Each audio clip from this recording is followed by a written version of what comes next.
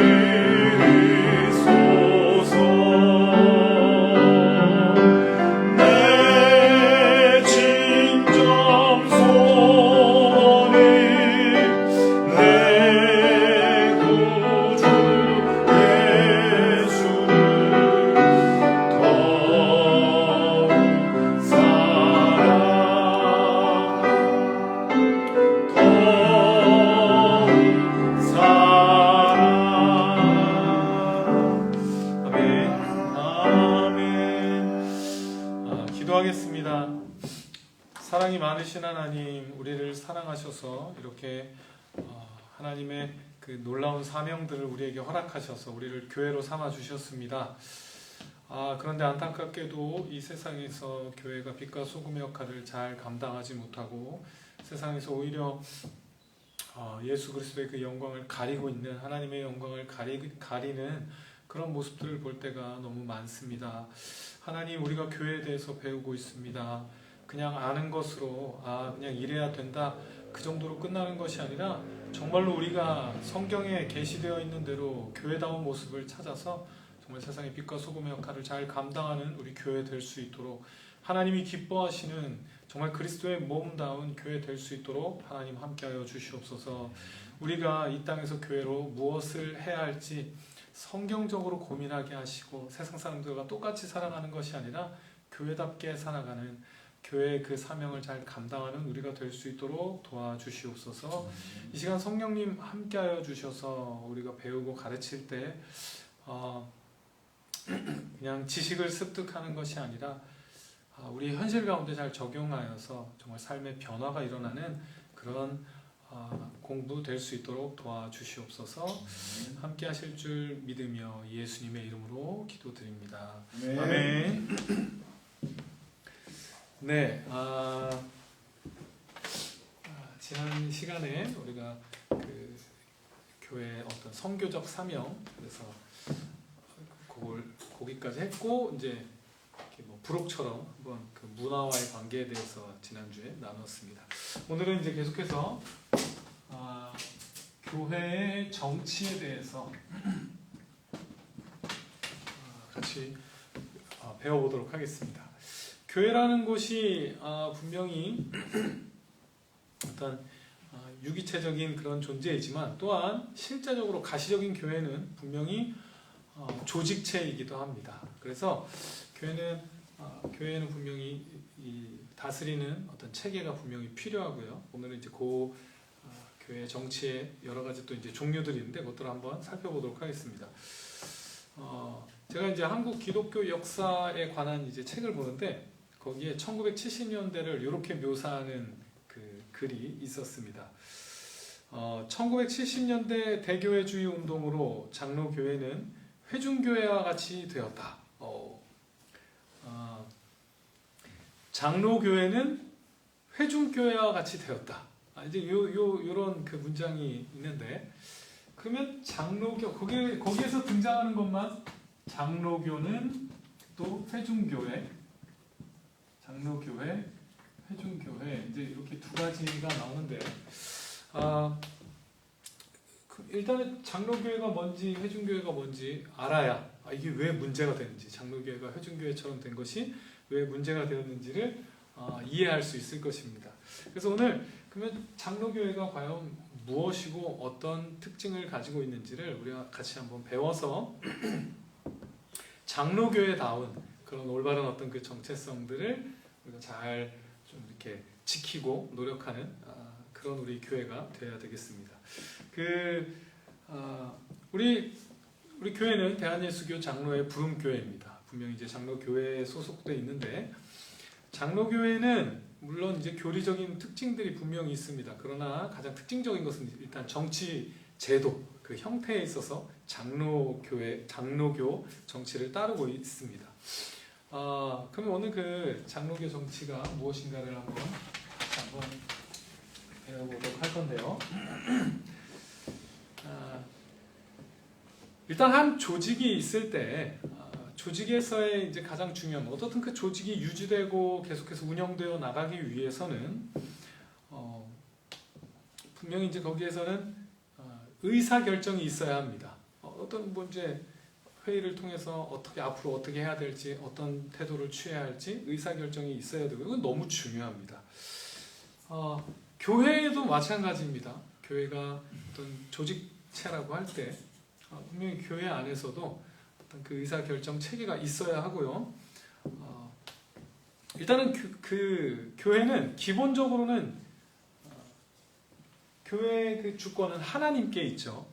교회의 주권은 하나님께 있고, 그래서 뭐 신정 정치라고 할 수가 있습니다. 하나님이 다스리는 겁니다. 그런데 문제는 실제적으로 가시적인 교회, 이 눈에 보이는 교회에서 하나님께서 직접 말씀해 주시는 게 아니거든요. 이렇게 막 진짜로 이게 직접 명령을 탁 내려주시면 뭐 이제 이런 게 필요 없겠죠. 이렇게 해라 그럼 그대로 탁 하면 되는데 하나님께서 일을 하실 때는 직접적으로 하시는 것이 아니라 그 교회를 그런 식으로 다스리는 것이 아니라 교회를 어떤 그 교회 직원들에게 하나님께서 권세를 위임하셔서 교회가 운영되도록 한다는 것입니다.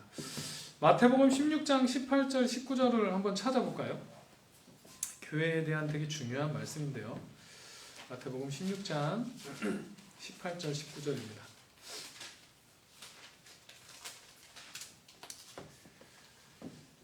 신약성경 27페이지 마태복음 16장 18, 19절 같이 읽겠습니다. 또 내가 내게 이르노니 너는 베드로라. 내가 이 반석 위에 내 교회를 세우리니 음부의 권세가 이기지 못하리라. 내가 천국 열쇠를 내게 주리니 내가 땅에서 무엇이든지 매면 하늘에서도 매일 것이요 내가 땅에서 무엇이든지 풀면 하늘에서도 풀리리라 하시고, 이제 예수님께서 그 베드로의 고백 위에 교회를 세우십니다. 그리고 19절에 보시면 내가 천국 열쇠를 내게 주겠다라고 말씀을 하십니다. 이 천국 열쇠에 대한 내용은 그 뒤에 보면 네가 땅에서 무엇이든지 매면 하늘에서도 매일 것이요 내가 땅에서 무엇이든지 풀면 하늘에서도 풀리리라. 이게 이제 천국 열쇠인데 이게 이제 어떤 내용이냐 하면 그겁니다. 하나님께서 이제 예수님께서 권세를 주시는데 베드로를 통해 세워지는 그 교회 위에 권세를 주시는데 그 교회가 땅에서 어떤 것을 결정하고 어떤 행위를 할 때 그것을 하늘에서 분명하게 지지해주고 하늘에서 또한 하늘에서도 재가를 받는다는 어떤 그런 내용입니다. 이런 권세를 교회에게 주시는 것입니다. 교회가 이제 예수 그리스도의 이름으로 어떤 결정을 내리고 어떤 행동을 할 때에는 또한 그것을 하늘에서도 인정해 주겠다라는 그런 놀라운 결정권을 교회에게 주신 것입니다. 이렇게 이제 그 교회 안에 의사 결정권이 주어지는데 이 권세가 이제 문제는 이 권세가 교회에게 주어지는데 과연 교회에 누구에게 주어지느냐 이것에 따라서 이제 크게 교회 정치 체계가 이제 나뉘어질 수 있습니다. 먼저는 그 권세가 교회에게 주어지는데 일반 회원들이 아니라 누구에게 주어지냐면 일반 회원들이 아니라 어떤 분리된 계층으로서의 그 직분자들에게만 주어진다고 하는 그 교회 정치 제도가 있습니다. 그게 뭐냐면 첫 번째 감독제도입니다. 감독제도. 이거는 권세가 그 직분자들에게만 주어지는 겁니다. 직분자들 일반 회원들에게 주어지는 것이 아니라 직분자들에게만 주어져서 이제 주로 감독제는 이겁니다. 위에서부터 그 권세가 내려가는 겁니다. 그런 구조를 가집니다. 뭐 여기에 대표적인 예로는 우리가 흔히 천주교라고 하는 로마 카톨릭, 뭐 영국 국교회, 뭐 이런 뭐 그리스 정교회 이런 우리 뭐 이름만 그 어디서 들어봤지 우리 정확히는 모르실 텐데요. 로마 카톨릭의 예를 들면 이겁니다. 위에서부터 내려 그 위계가 있을 수밖에 없습니다. 교회 안에 어떤 위계가 있냐면 이제 세 단계로 나눠지는데 대주교가 먼저 있고 로마 카톨릭 경우는 이제 대주교가 있고 그 밑에 이제 또 주교들이 있습니다. 그리고 그 밑에 또 이제 교구 신부들이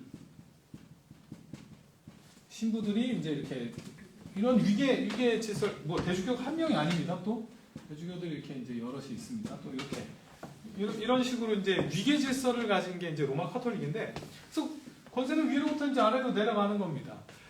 근데 이제 특별히 로마 카톨릭에서는 여기서 끝나는 것이 아니라 이 위에 누가 한 명이 더 있죠. 누구냐면 교황입니다.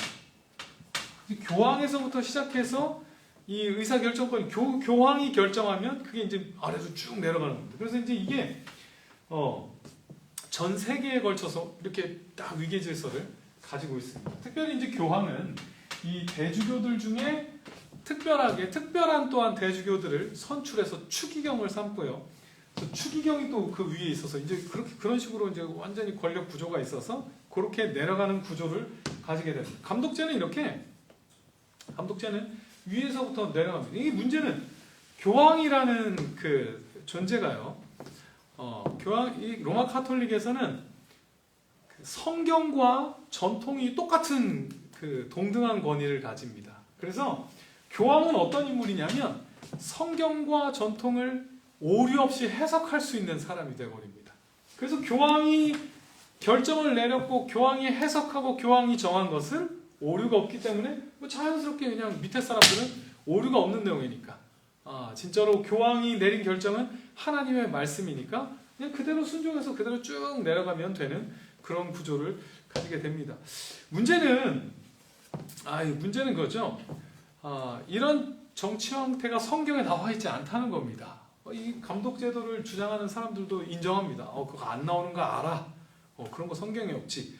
그런데 교회가 성장하면서 자연스럽게 이런 구조를 갖게 돼 있어. 그리고 이게 제일 유익해라고 얘기하면서 성경에 나오지 않지만 그냥 이런 정치 제도를 교회에다가 적용을 합니다. 로마 가톨릭 경우 같은 경우는 아예 문제가 없습니다. 왜냐하면 전통도 성경이랑 똑같은 거기 때문에 그렇게 그냥 그런 구조로 자연스럽게 전통으로 내려왔다고 하면 아무 문제가 없는 것입니다. 그래서 이렇게 위에서부터 위계 체계를 가지고 쭉 내려가는 이게 이제 감독제 형태의 교회 정치 가장 위에 권위가 주어진 겁니다. 그런데 이거는 이제 가장 큰 문제가 뭐냐면 위에서부터 내려오는 거기 때문에 잘못된 결정에 대해서 견제할 수 있는 방법이 없는 겁니다. 교황이 이상한 얘기를 해버리면 그냥 그대로 쭉 내려가는 거지 이걸 견제할 방법이 없습니다. 근데 로마 카톨릭 안에서는 문제가 없어요. 왜냐하면 교황은 아예 교리로 오류가 없기 때문에 그리고 아무 문제가 없는데 교리상은 그런데 실제로는 안 그렇습니다. 그렇죠? 교황이 잘못된 결정들을 많이 내리곤 해서 또 이 견제할 장치가 없다 보니까 이게 그냥 사실은 로마 카톨릭의 그 종교개혁 일어나기 전까지는 어마어마한 그런 잘못된 이단적인 교리가 막 들어오고요. 또 사회적인 어떤 그 문제들이 발생하고요. 권력을 남용하고요. 여러 가지 것들이 많이 생겼는데 그걸 어떻게 견제할 방법이 없는 겁니다. 그래서 이게 이제 그 권세가 그 교회 그 직분자들에게 주어졌다는 그런 정치 형태입니다. 두 번째는 그 반대편입니다. 회중교회. 아까 나왔던 회중교회. 이거는 거꾸로입니다. 이 권세가 어디에 주어졌냐면 교회에다가 주어졌는데 교회에 주어진 게 교회 직분자들에게 주어진 게 아니라 교회 전체에 골고루 주어진 겁니다. 교회라는 그 전체에 주어졌고 직분자들의 그 특별한 이유는 딱 그겁니다. 똑같이 권세가 주어졌는데 필요에 의해서 어떤 일을 감당하기 위해서 사명을 감당하기 위해서 직분자가 존재할 뿐이지 직분자가 어떤 특별한 권세를 갖는 게 아닙니다. 동등하게 이렇게 다 교회 회원들이 소유하고 있습니다. 그 이상의 어떤 그 권한을 그냥 보통 일반 회원들이 가지고 있는 권한 이상의 권한을 아무리 목사님이라도 가지고 있지 않습니다. 똑같습니다. 아주 좋은 것 같이 보이죠.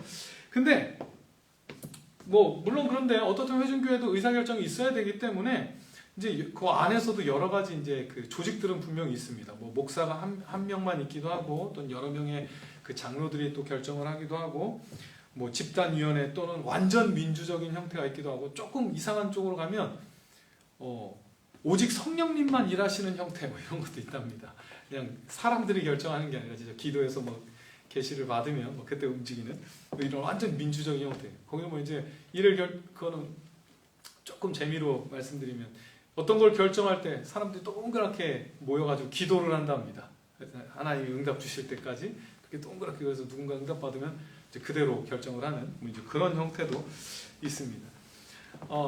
그러면 굉장히 민주적이고 우리 지금 장로교회랑 별로 다를 바 없어 보이지만 이 장로교와 가장 큰 차이는 뭐냐면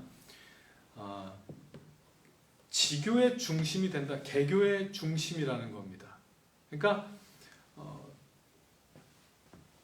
그 어떤 그 권세가 모든 교회의 모든 사람에게 똑같이 다 제공되고, 심지어 이제 그래서 이 교회 안에서 어떻든 그런 식으로 의사결정이 일어나더라도 개교의 중심이라는 건 뭐냐면 뭐 필요에 의해서 다른 교회들과 연합을 하고 또는 뭐 어떤 교단 안에 교파 안에 포함이 되더라도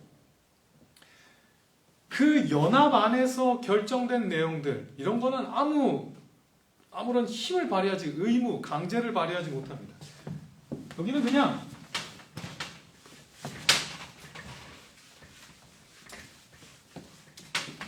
여기는 각 교회들이 이렇게 존재하는 겁니다. 각 교회들이. 그래서 각 교회 안에서 의사결정이 일어나도록 하는 겁니다. 각 교회.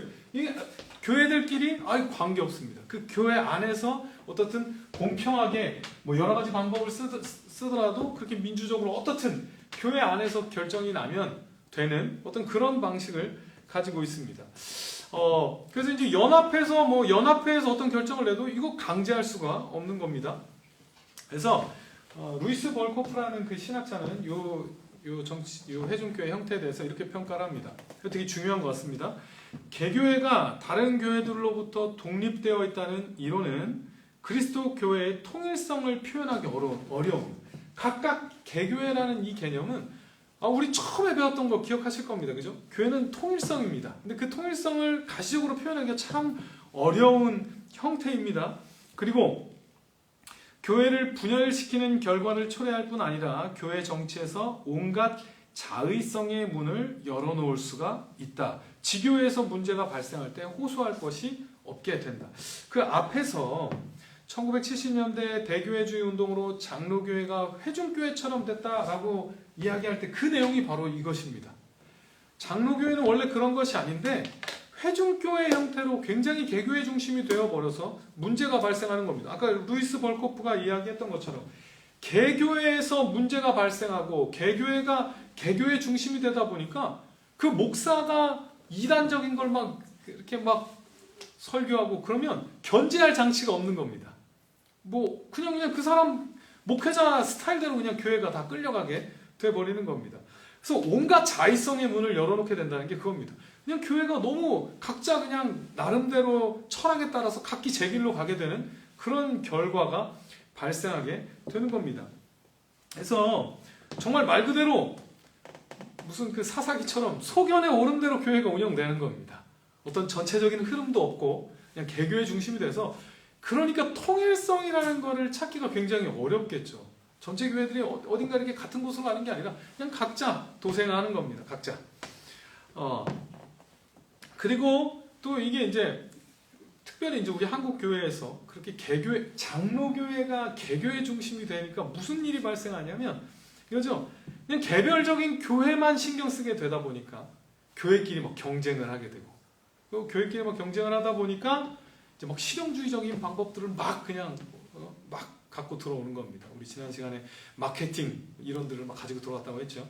그래서 서로 경쟁하고 그러다 보니까 세상에서 빛과 소금의 역할을 감당하기가 너무 어려운 겁니다. 안 믿는 사람들이 볼 때 교회가 지네들끼리 싸우고 자기 교회만 이렇게 크게 만들려고 하고 교회 성장만 하려고 개교회 성장만 하려고 노력하는 어떤 그런 모습들이 그냥 자꾸 보이게 되고요. 실제로 어떤 일들이 벌어졌냐면 이제 노예 통제를 벗어나니까 실제 교단 안에서 이제 이상한 교회들이 나타납니다. 이상한 교회들 성경에 안 나와 있는 이상한 교리를 설교하고 그럽니다. 이제 근데 성도들은 착해서 그냥 다 그대로 듣습니다. 다 듣고 그렇게 아멘 하고 이제 그냥 그걸 다 듣습니다. 그럼 이제 그게 좀 이상하니까 노예 차원에서 이제 조사를 했더니 이거 설교 이상하다. 이단성이 있다. 출판된 책을 보면서 이거 이단성이 있다. 이거 문제가 있다. 그러고 이제 노예에서 7일을 해도 그러면 이제 그냥 그 교단을 그냥 탈퇴해버리고 그냥 혼자서 그냥 제 갈 길 가는 겁니다. 그러니까 이게 오류를 어떻게 수정할 방법이 없어지는 굉장히 위험한 상황이 될 수 있다는 것입니다. 이게 이제 회중교회의 좀 한계라고 할 수 있는데요. 그래서 요 이제 중도적이라고 할 수 있는 게 어떻게 보면 장로교회인데요. 우리가 속한 장로교회는 어떤 거냐면 일단은 이것도 마찬가지입니다. 하나님께서 그리스도께서 교회의 권세를 전체로서의 교회에 분명히 주셨습니다. 그리고 특별히 직분자들에게는 그 사명을 감당할 수 있는 특별한 또한 권세도 직접 주셨습니다. 다 같이 다 교회로서 똑같이 가지고 있는 그 권세, 교회 전체에 준 권세가 있는가 하면 직분자들에게 특별하게 주시는 권세들, 그 능력, 그 어떤 부여된 사명을 감당할 수 있는 특별한 그 권세들을 또한 주시는데요. 그러면 일반 교회들, 일반 그 회원들에게 주신 권세가 뭐냐면 이겁니다. 직분자들을 선택할 수 있는 권한이 있습니다. 그래서 직분자들 직접 투표로 이렇게 선출하게 되는 그 권한이 있습니다. 그런데 이 회중교회와 다른 점, 이게 되게 중요합니다. 회중교회와 다른 점은 뭐냐면 일반 회원들이 여기 있고요. 직분자들이 있을 때 회중교회도 똑같이 일반 회원이 이제 직분자를 선출합니다. 왜냐하면 어떻든 분명 의사결정이 있어야 되고 다스리는 자들이 있어야 되기 때문에 직분자를 선출합니다. 근데 회중교회에서는 어떤 개념을 가지고 있냐면 일반 회원이 투표로 직분자를 선출합니다. 우리가 직접 얘네를 세웁니다. 그러면 권위의 근거는 또 어디, 그 권세의 근거는 어디로 가냐면 여기로 갑니다. 우리가 얘네를 뽑아서 우리가 얘네에게 위임해서 얘네에게 권세를 줘서 일을 할 수 있게 하는 거다. 이렇게 완전 이제 민주주의처럼 가는데요. 근데 장로교회에서의 다른 점은 그겁니다. 우리가 선출은 합니다. 투표를 통해 선출은 하지만 그런데 그 권세 자체는 우리가 부여하는 게 아니라 예수님께서 부여하시는 겁니다. 이거 되게 중요합니다. 뭔 큰 차이가 있나 하지만 이거 완전히 달라지는 겁니다. 우리는 섭리 가운데 예수님께서 그 직분자들을 세우시는데 우리가 사용되는 겁니다. 우리가 투표를 통해서 예수님께서 세우시는 일에 우리를 통해서 직분자들을 세우시는 그 일에 우리가 참여하고, 권세는 우리가 부여하는 게 아닙니다. 우리가 부여하는 게 아니라 예수님께서 부여하시는 겁니다. 그래서 우리 때문에 세워진 것처럼 보이지만 이렇게 말하면 안 됩니다. 우리가 세웠어. 이렇게 말할 수가 없는 겁니다. 우리는 그냥 사용되는 거고, 그 말은 무슨 얘기냐면 직분자들에게 예수님께서 권세를 주셨다는 것을 인정하고 그 치리에 순종해야 된다는 겁니다. 너무 중요합니다. 그냥 우리 마음에 안 든다고 막 갈아치우고 이런 게 아니라 우리가 한 게 아니에요. 우리가 권세를 부여한 거예요. 다시 뺏어가는 거 우리가 마음대로 할 수 있는 게 아니라는 겁니다. 예수님께서 세워주셨기 때문에 우리는 믿음으로 그 예수님께서 섭리 가운데 우리의 투표를 통해서 세우셨다는 것을 믿음으로 우리 최선을 다해 그 치리에 순종하는 것. 그거는 사실은 예수님께 순종하는 것입니다. 왜냐하면 권세를 위임하신 분이 예수님이기 때문에. 그래서 이거 굉장히 중요합니다. 특별히 이제 장로교회 또한 중요한 특징 중에 하나는요. 이제 직분자는 우리 많이 배우셔서 알 겁니다.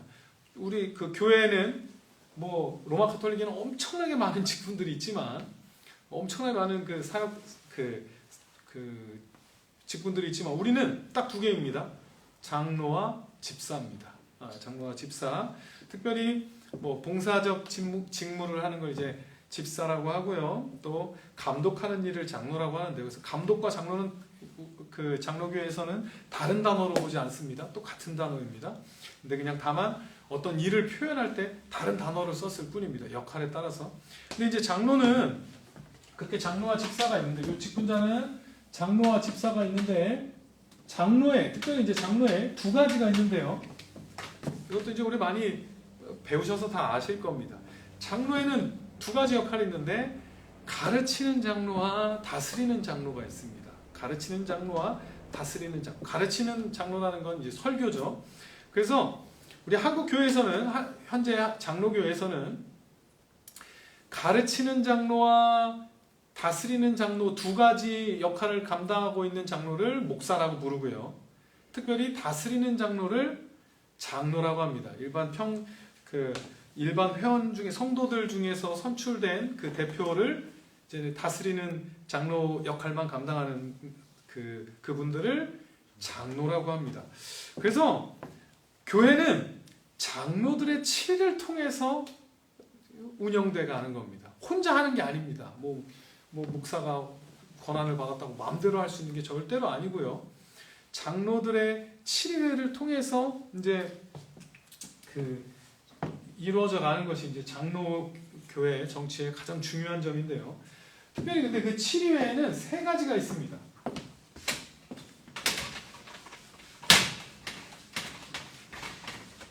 세 가지가 있는데 일단 당회, 노회, 총회 이렇게 세 가지의 치리회, 장로들이 모여서 결정을 하는 그런 치리회가 있습니다. 그런데 당회는 사실 이렇게 구분하면 편합니다. 당회는 우리 지교회 안에서의 그 장로들의 모임.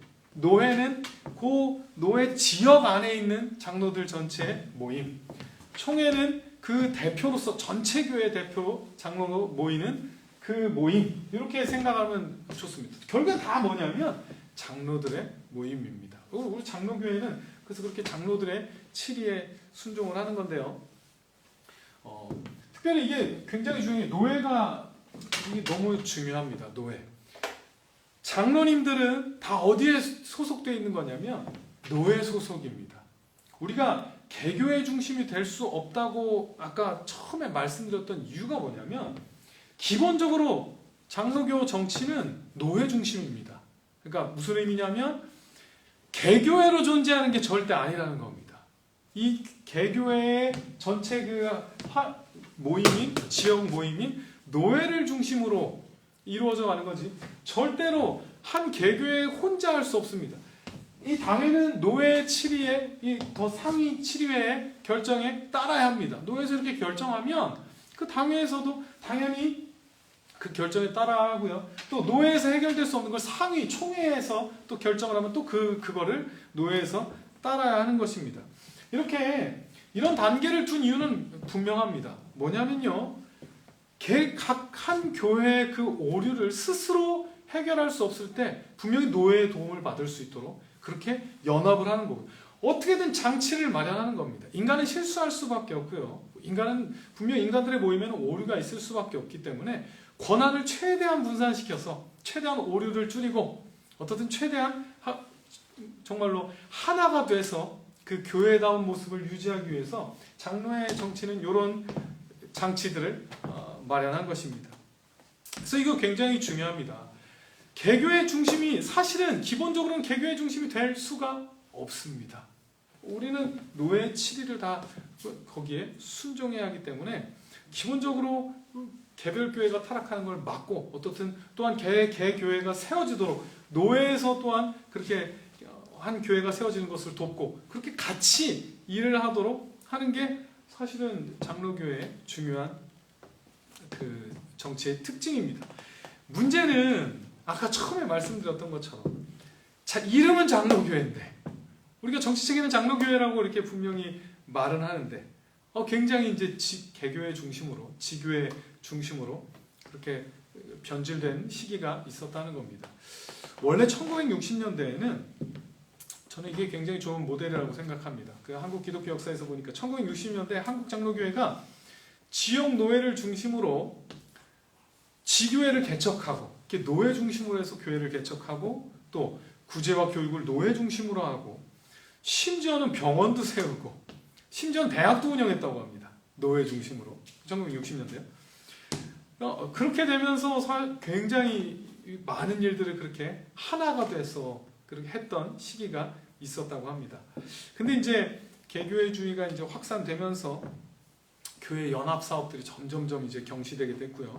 그냥 막 경쟁하면서 막 그런 개교회 중심이 되다 보니까 아까 앞에서 말씀드렸듯이 세상 사람들이 보기에 이 사람들은 막 굉장히 이기적인 집단이고 서로 계속 분열하고 하나 돼서 같이 해야 되는데 서로 싸우고 막 갈라지고 우리 교회 속성할 때 통일성이 교회에 너무 중요한 교회가 보여줘야 할 속성인데 그걸 막 잃어버린 모습들을 그렇게 많이 보이게 됩니다.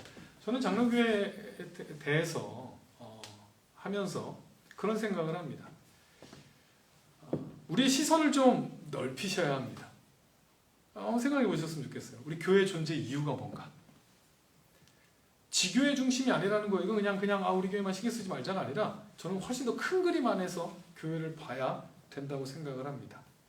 우리는 왜 교회에 모입니까? 왜 여기서 모여서 우리 왜 이렇게 좋은 건물에서 왜 함께 모여 신앙생활하고 함께 예배를 합니까? 교회는 우리의 복지를 위해서 존재하는 게 절대 아닙니다. 우리가 뭔가를 누리기 위한 장소 아니고요. 좀 더 좋은 건물에서 좀 더 좋은 환경에서 그래도 좀 그렇게 예배 드려야지, 그러기 위해서 우리 여기 존재하는 거 아닙니다. 담임 목사님 매번 설교하시듯이 부름교회가 여기에 존재한다는 건 사실은 교회의 목적, 우리 계속해서 말씀드렸지만 선교적인 존재로 있는 겁니다. 교회가 여기 있다는 것은 실제적으로 주변에 유익을 주는 그런 존재가 되어야 합니다. 실제로 주변에 도움을 주고, 근데 그 방법은 정말 예수님의 제자답게 하는 겁니다. 그냥 우리가 좀 더 편한 방법으로 신앙생활하는 게 목적이 아니라 주차할 곳도 많고 더 이렇게 좋은 환경에서 시원하고 아름다운 곳에서 맛있는 거 먹으며 그런 곳이 아니라 희생하고 우리가 정말로 나누고 좁은 길을 걸어서 주변에 유익을 주는 소금과 빛의 역할을 감당하는 게 교회의 존재 목적입니다. 우리 그걸 지교회 중심이 되다 보면 그걸 잊어버리게 됩니다. 우리만 어떻게든 더 커지고 더 좋아지고, 그게 아니라 주변을 유익하게 하기 위해서, 주변에 봉사하고 섬기기 위해서 우리가 여기에 존재하는 겁니다. 우리가 여기 존재했기 때문에 주변 사람들이 유익을 누려야 합니다. 진짜 유익을 누려야 합니다. 직접적으로 유익을 누려야 합니다. 어떻게든 우리가 더 이 주변 사람들을 돕고, 정말 성경의 기준대로 가난한 사람들을 돕고, 진짜 그런 일들을 우리가 실제로 감당해야 합니다. 그러지 않으면 우리 그것을 놓치게 됩니다. 그 가장 중요한 그 사명들을 놓치게 되는 겁니다. 그런 큰 그림으로 우리가 그 일을 위해 존재하기 때문에 또한 우리는 합쳐야 합니다. 우리 혼자서 할 수 없는 일들이 많기 때문에 우리 전 지역, 우리 나아가서 더 이 나라에서 교회가 그런 존재가 되기 위해서 우리 다 힘을 합쳐서 우리만 잘하고 우리만 좋은 것이 아니라 전체 정말 그 역할을 우리 교회들이 합쳐서 전체 그 역할을 감당하도록 우리 그렇게 큰 그림을 가지고 존재해야 한다는 것입니다. 정말로 그런 꿈이 우리에게 있었으면 좋겠습니다. 우리 큰 교회에서 좋게 예배드려야지, 이거보다 진짜 하나님 나라가 확장되는 것을 꿈꾸고 우리가 빛과 소금 역할을 감당하기를 꿈꾸고 교회다운 교회 되기를 꿈꾸어서 그것을 위해서 우리가 연합하는 겁니다. 그래서 우리 적극적으로 또 우리 교회에서도 이제 노예를 했었는데요. 그렇게 우리가 그 소속된 노예에 대해서도 관심을 가지고요. 더 연합 활동에도 우리 열심을 내서 그냥 우리 편한 것이 아니라 진짜로 도움을 주는, 세상에 유익을 줄 수 있는 그런 교회로 존재하기 위해 장로교회 답게 우리 그런 연합하는 모습과 또 지교회 중심, 개교회 중심이 아니라 진짜 그렇게 연합하는 모습으로 나아가는 그런 우리가 교회가 돼야 합니다. 그리고 또 하나는요, 이것만 강조하고 마치면요, 앞에서도 말씀드렸지, 장로교회는 장로의 칠이 권세를 장로에게 예수님께서 그 당회에 그 권세를 주셨다는 것을 믿는 겁니다. 그 말은 진짜로 진심으로 순종하셔야 합니다. 그래야지 정말 하나님께서 이 교회를 이끌어 가십니다. 우리 순종하셔야 합니다. 우리가 뽑은 것이 아니라 진짜로 예수님께서 주신 권세라는 것을 분명히 인정하셔서 우리 최선을 다해서 그 당회의 칠의에 잘 순종해 함께 이렇게 같은 방향으로 열심히 나아가는 우리 장로교회다운 우리 부름교회가 되면 좋겠습니다. 기도하겠습니다. 사랑의 하나님, 간단하게 우리 장로교회 제도에 대해서 같이 배웠습니다. 이름만 장로교회가 아니라 진짜로 우리가 장로교회에 소속된 교회로서 그 특징들을 잘 드러내는 교회가 되기 원합니다. 그 치리에 적극적으로 순종하고 또한 그렇게 노예 치리에 또 적극적으로 순종하는 우주적 교회를 바라보며 나아가는 그런 우리 부름 교회가 될 수 있도록 하나님 은혜를 더하여 주시고 우리에게 믿음을 더하여 주시옵소서. 정말 우리 교회를 사용하셔서 이 주변을 유익하게 하시며 또 정말 더 나아가서 하나님 나라를 확장해 가는데 사용되는 우리 부름 교회가 될 수 있도록 주님 함께하여 주시옵소서. 예수님의 이름으로 기도드립니다. 아멘. 주님께서 가르쳐 주신 기도로 기도 강좌 마치겠습니다. 하늘에 계신 우리 아버지, 아버지의 이름을 거룩하게 하시며 아버지의 나라가 오게 하시며 아버지의 뜻이 하늘에서와 같이 땅에서도 이루어지게 하소서. 오늘 우리에게 일용할 양식을 주시고 우리가 우리에게 잘못한 사람을 용서하여 준 것 같이 우리 죄를 용서하여 주시고 우리를 시험에 빠지지 않게 하시고 악에서 구하소서. 나라와 권능과 영광이 영원히 아버지의 것입니다. 아멘.